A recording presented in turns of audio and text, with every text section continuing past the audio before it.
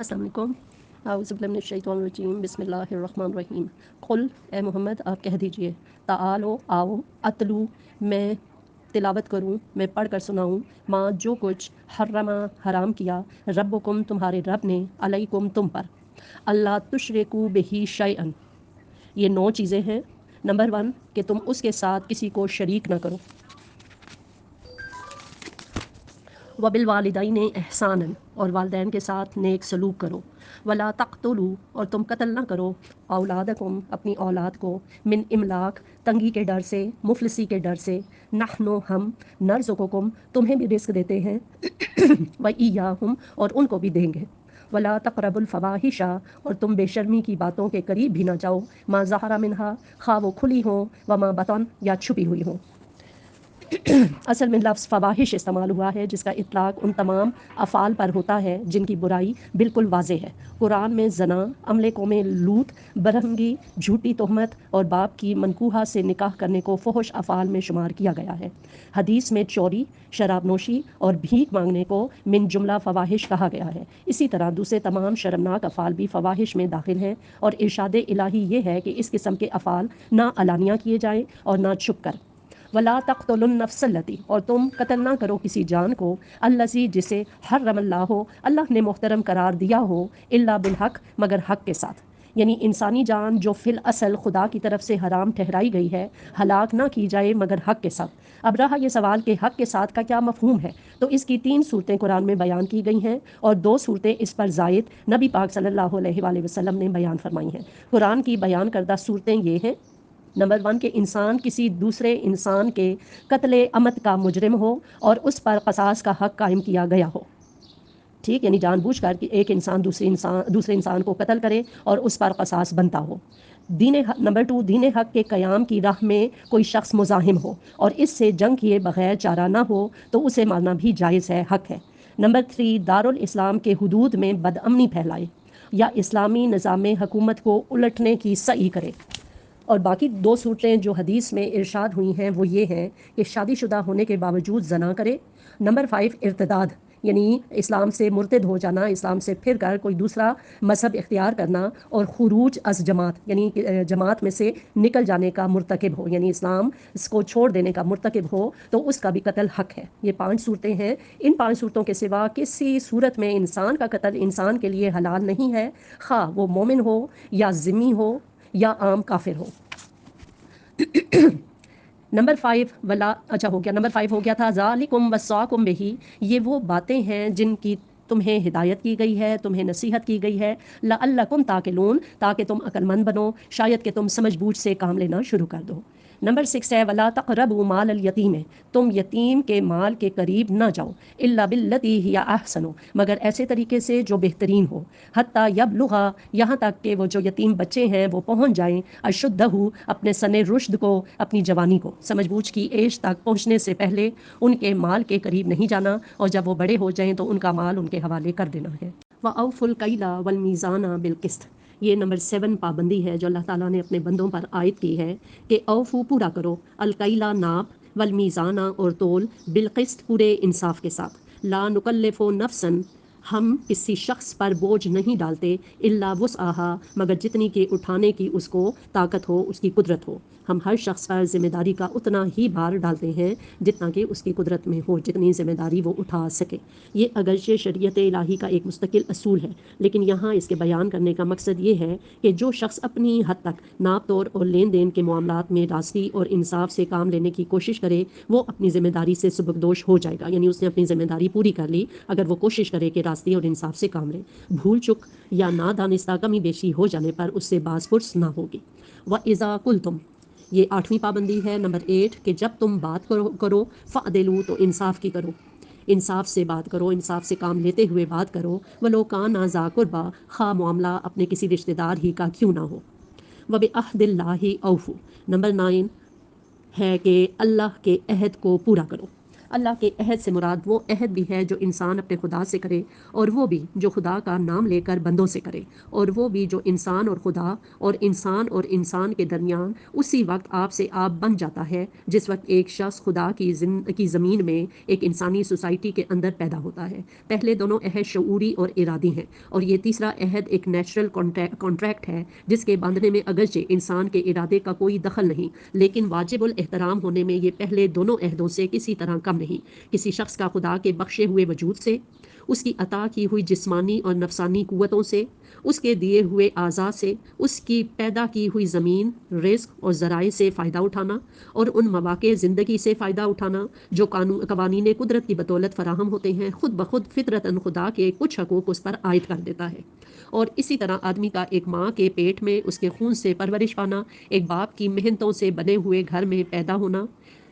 انسان کا خدا سے اور انسان کا سوسائٹی سے یہ عہد کسی کاغذ پر نہیں لکھا گیا، مگر اس کے رونگٹے رونگٹے پر ثبت ہے۔ انسان نے اسے شعور اور ارادہ کے ساتھ نہیں باندھا، بلکہ اس کا پورا وجود اسی عہد کا رہین منت ہے۔ اسی عہد کی طرف سورہ بقرہ میں ارشاد کیا گیا تھا کہ فاسق وہ ہیں جو اللہ کے عہد کو اس کی مضبوطی کے بعد توڑتے ہیں، اور جسے اللہ نے جوڑنے کا حکم دیا جن رشتوں کو اس سے کاٹتے ہیں اور زمین میں فساد پھیلاتے ہیں۔ اور اسی کا ذکر آگے چل کر سورہ آراف میں آتا ہے کہ اللہ نے ازل میں آدم کی پیٹھوں سے اس کی اولاد کو نکال کر ان سے شہادت طلب کی تھی کہ کیا میں تمہارا رب نہیں ہوں، اور انہوں نے اقرار کیا تھا کہ ہاں تو ہی ہمارا رب ہے اور ہم اس بات پر گواہ ہیں۔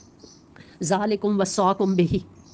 یہ وہ باتیں ہیں جن کی اللہ تعالیٰ نے تم کو ہدایت دی، لعلکم تذکرون، تاکہ تم نصیحت قبول کرو، وَأَنَّا، اور یہ کہ ھذا صراطی، یہ میرا راستہ ہے، مستقیماً، جو سیدھا راستہ ہے، فاتبعوہ، تو اسی پر چلو، اسی کو فالو کرو، ولا تتبعوا السبل، اور تم دوسرے راستوں کا اتباع نہ کرو، فتفرقا، تو تم متفرق ہو جاؤ گے، فتفرقا بکم، وہ تم کو بھٹکا دیں گے، عن سبیلہ، اس کے راستے سے، اللہ کے راستے سے ہٹا کر تمہیں دوسرے راستوں پر تم بھٹک جاؤ گے۔ ذالکم وصاکم بہ، یہ وہ ہدایت ہے جو اس نے تمہیں دی، لعلکم تتقون، تاکہ تم کج روی سے بچو، تاکہ تم گناہوں سے بچو، تاکہ تم پرہیزگاری کی روش اختیار کرو۔ ثم، پھر، آتینا، ہم نے عطا کی، موسیٰ، حضرت موسیٰ علیہ السلام کو، الکتابہ، کتاب، تماماً، جو نعمت کی تکمیل ہے، علی الذی، اس شخص پر،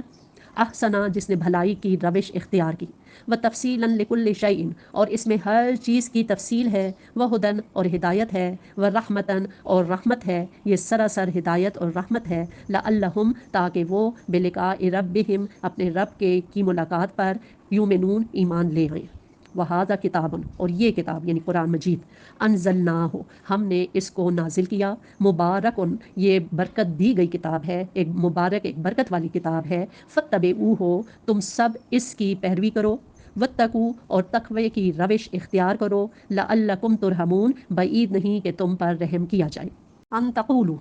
کہ تم یہ نہ کہہ سکو، انما انزل الکتاب، کہ بے شک کتاب تو نازل کی گئی تھی، علی طائفتین، دو گروہوں پر، من قبلنا، ہم سے پہلے، یعنی یہودیوں پر اور نصارہ پر تو کتاب نازل کی گئی تھی، وَإِن كُنَّا، اور ہم تو تھے، عن دراستہم، ان کی تعلیمات سے، لغافلین، غافل، یعنی ہمیں تو نہیں پتا تھا کہ اس میں وہ کیا پڑھتے پڑھاتے ہیں، اس میں کیا لکھا ہوا ہے۔ او تقولو، اور تم یہ بھی نہ کہہ سکو، لو، کہ کاش، انا، انزلہ، نازل کی گئی ہوتی، علینا، ہم پر، الکتاب، کوئی کتاب، لکنہ، تو ہم ہوتے، اہدی منہم، ان سے زیادہ ہدایت یافتہ۔ فقد جاءکم، تمہارے پاس آ چکی ہے، بینۃ، روشن دلیل، من ربکم، تمہارے رب کی طرف سے، وہدن، اور ہدایت،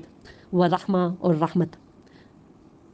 اللہ کی آیات سے مراد اس کے وہ ارشادات بھی ہیں جو قرآن کی صورت میں لوگوں کے سامنے پیش کیے جا رہے ہیں، اور وہ نشانیاں بھی ہیں جو نبی پاک کی شخصیت اور آپ پر ایمان لانے والوں کی پاکیزہ زندگی میں نمایاں نظر آ رہی تھیں، اور وہ آثار کائنات بھی جنہیں قرآن اپنی دعوت کی تائید میں شہادت کے طور پر پیش کر رہا تھا۔ یہ سب چیزیں تم دیکھ چکے ہو، تمہارے پاس یہ نشانیاں آ چکی ہیں۔ فمن ازلم، کون اس شخص سے بڑھ کر ظالم ہو سکتا ہے، من کذبا، جس نے جھٹلایا، بآیات اللہ، اللہ کی آیات کو، وصدف عنہا، اور ان سے منہ موڑا، سنجزی، ہم ضرور بدلا دیں گے، ہم جلد ہی بدلا دیں گے، الذین، ان لوگوں کو، یصدفون، جو منہ موڑتے ہیں، ان آیاتنا، ہماری آیات سے، سوء العذاب، بہت بدترین عذاب کا بدلہ، بما کانوا یصدفون، اس وجہ سے کہ وہ منہ موڑتے تھے، روگردانی کی پاداش میں ہم انہیں بدترین سزا دے کر رہیں گے۔ حل ینظرون، کیا وہ منتظر ہیں الا ان تاتیہم کہ ان کے پاس آ جائیں الملائکۃ و فرشتے، او یا تیا رب کا، یا تمہارا رب جو ہے وہ خود ان کے پاس آ جائے، او یا تیا بازو، یا آ جائیں بعض و کچھ آیات رب کا، تمہارے رب کی طرف سے معجزے یا نشانیاں، کیا وہ اس چیز کے منتظر ہیں یوما جس دن یاتی آ گئیں بعض و آیات رب کا، تیرے رب کی کچھ نشانیاں، لا ینفع و نفسن، اس دن کسی شخص کو نفع نہیں دے گا ایمانہا، اس کا ایمان لانا، لم تکن آمنت، جو ایمان نہیں لایا تھا من قبل، اس سے پہلے، یعنی جو دنیا میں ایمان نہیں لایا تھا قیامت کے دن آنے پر اس کا ایمان لانا اس کو کوئی نفع نہیں دے گا، او کسبت، یا اس نے کمایا نہیں تھا فی ایمانہا، اپنے ایمان میں، خیرن، کوئی بھلائی، قل انتظروا، اے محمد صلی اللہ علیہ وآلہ وسلم آپ کہہ دیجئے انتظروا، تم انتظار کرو، اگر ایسا ہی ہے تو تم بھی انتظار کرو، انا منتظرون، اور ہم بھی انتظار کرتے ہیں۔ ان الذین، بے شک وہ لوگ، فرقوا دینہم، جنہوں نے اپنے دین کو ٹکڑے ٹکڑے کر دیا، وکانوا شیعاً، اور گروہ بن گئے، یعنی اس میں گروپس میں تقسیم ہو گئے، لستا منہم، تم ان میں سے نہیں ہو، فی شیء، کسی بھی معاملے میں، یعنی تمہارا ان سے کوئی واسطہ کوئی تعلق نہیں ہے، انما، بے شک، امرہم، ان کا معاملہ، اللہ، اللہ کے سپرد ہے، ثم، پھر، ینبئہم، وہ ان کو بتائے گا، بما کانوا یفعلون، جو حرکتیں وہ کرتے تھے، من جاء بالحسنۃ،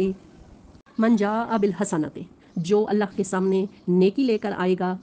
فلاح، تو اس کے لیے، عشر امثالہا، 10 گنا اجر ہے، یعنی ایک نیکی کا بدلہ 10 گنا اس کو ملے گا، ومن جاء بالسیئۃ، اور جو بدی لے کر آئے گا، فلا یجزا الا مثلہا، اس کو اتنا ہی بدلہ دیا جائے گا جتنا اس نے قصور کیا ہے۔ اللہ کی فیاضی، اللہ کی بندوں کے پر رحیمی اور کریمی کی شان دیکھیں کہ نیکی کا بدلہ 10 گنا ہے اور بدی کا بدلہ اتنا ہی ہے جتنا کہ قصور کیا گیا، وہم لا یظلمون، اور یہ اللہ ہی کے الفاظ ہیں کہ کسی پر ظلم زیادتی نہیں کی جائے گی،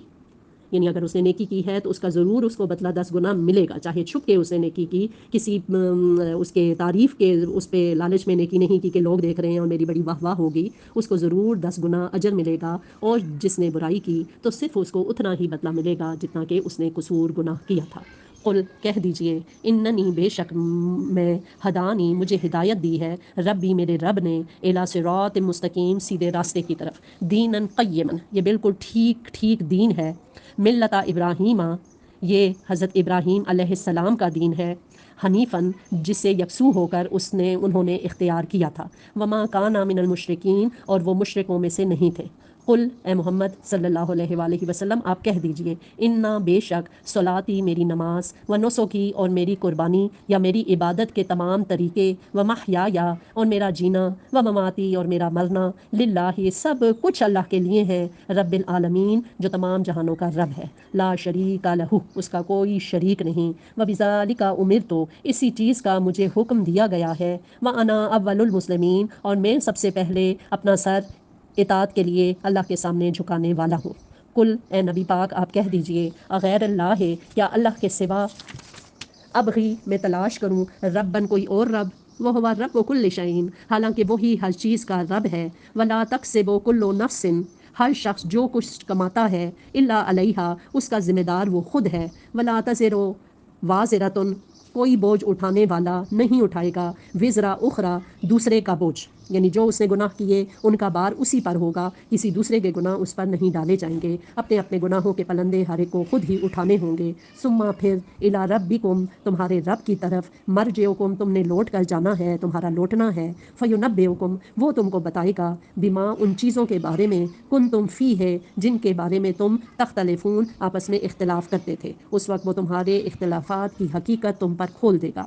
وَهُوَ الَّذِي، وہی تو ہے، جعلکم، جس نے تم کو بنایا، خلائف الارض، خلیفہ کی جمع خلفاء بھی آتی ہے اور خلائف بھی آتی ہے، تم کو زمین پر خلیفہ بنایا، ورفع، اور